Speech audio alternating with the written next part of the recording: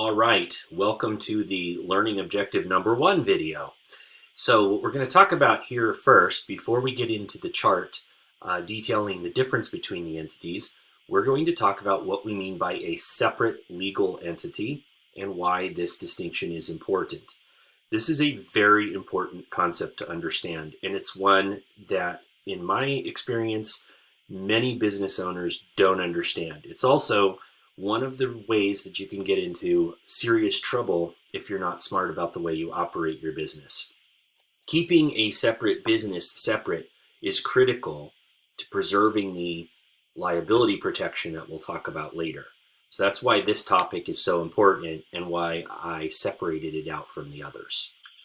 Okay, so when we say separate, what do we mean? Separate from what? And the key answer here is that we are separate from the owners. The main difference between these different kinds of entities that we'll see in a moment in the chart is that some entities are separate from their owners and some entities are not separate from their owners. Why is that important? It's because of what I mentioned earlier. If the business gets sued, the question is, can the owners be sued as well?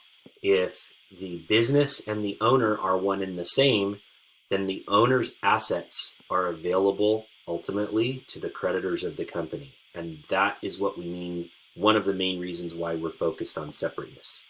So sole proprietorships and general partners are not separate. The owners are intertwined with their business entities. Corporations, LLCs, and limited partnerships, the owners own some share.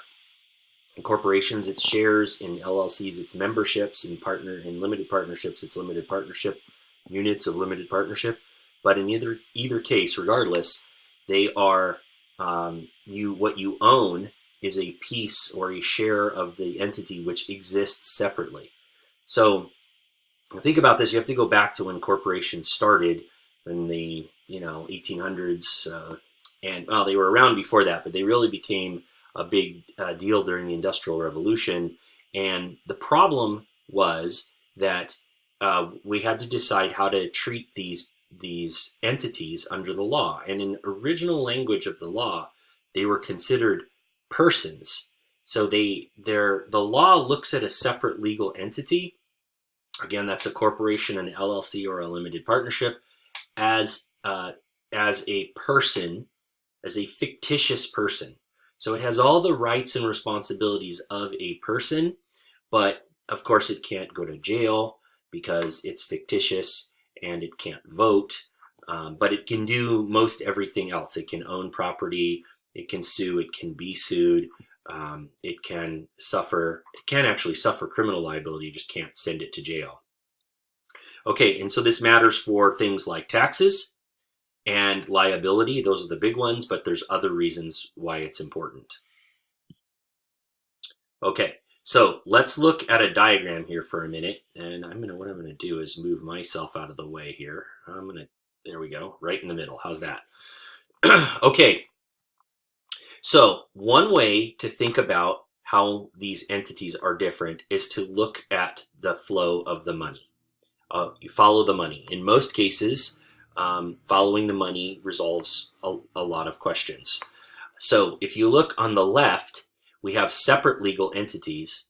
You have the shareholders who invest in the business, so they provide the business with capital, equity capital, and in exchange for that, they own pieces of that business, but the business exists separately. And when the business makes money, it pays a dividend or a distribution. There's different ways that money come out of an entity to its owners depending on the type of entity that it is. But in this case, the diagram is really from the perspective of a corporation. If you own shares in a corporation and the corporation makes money, you as the owner of those shares don't own that money. What you own is a right to a share of it. And so the business actually deals with customers, receives payments, and when a customer pays a business that's a separate legal entity, it's the business that owns that money, that holds that money. And it only pays it out to its shareholders when and if it decides to do that.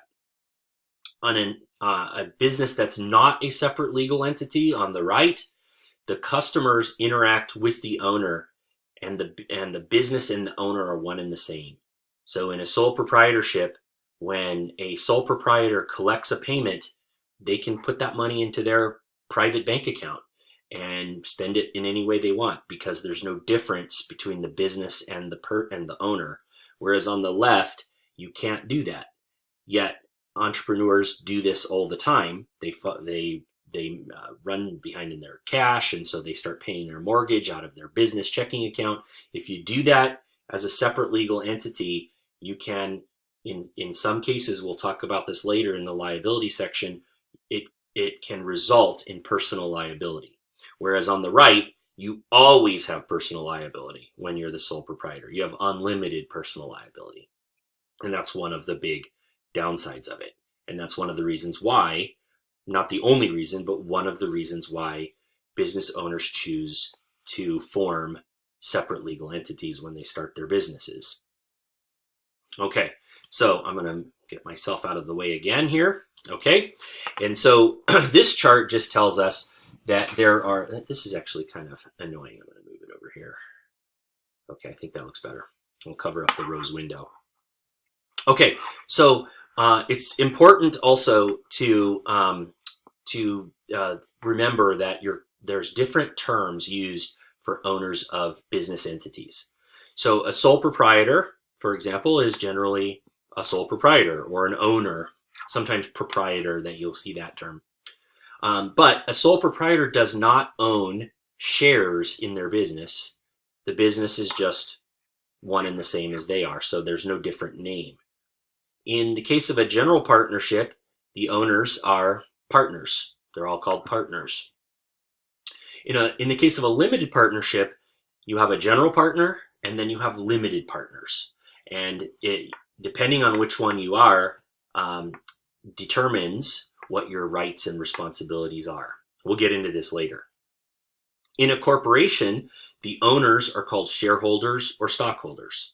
So if you form a corporation, what you own is the shares of the corporation. That's what you own when you are a shareholder of a corporation. And that's true whether it's a corporation that you form and you're the only shareholder, or if you own shares of Apple or GE or some big company like that.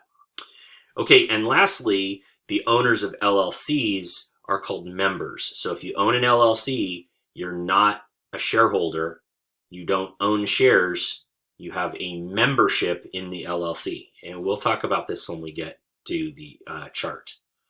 Okay, so that's it for this quick video on the first learning objective. And I will see you in the next video when we'll go through the entity comparison chart.